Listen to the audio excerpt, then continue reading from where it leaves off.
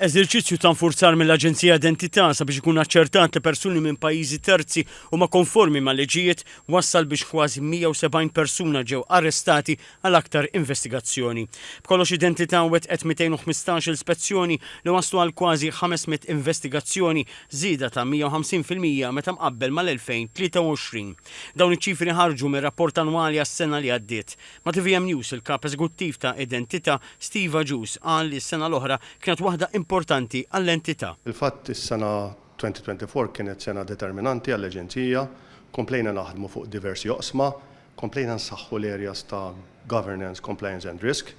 Sar ħafna xogħol hemmhekk u saru ħafna audits esterni. Matul is-sena li għaddiet Identità ħarġet kważi 84,000 karta tal-identità u saru 13 miljun u 400,000 transazzjoni ta' l-EID. Is-Sur Agius jispjega li dan il-proċess huwa kruċjali. Huwa importanti ħafna għax bih nikkonfermaw li l-ID cards kollha jibqgħu validi. Tajjeb ngħid li l-ID cards ta' Malta għandhom layers differenti ta' sigurtà. Huma fost l-aktar fil-fatt ID cards li huma siguri fl-Ewropa.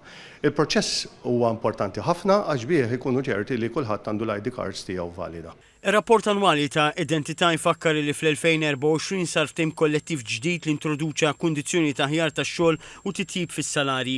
Dan fil-waqt li sar pass li l-entità tajti li kien importanti fit-trasformazzjoni diġitali jiġri l-ħolqien tar-reġistru tal-persuni.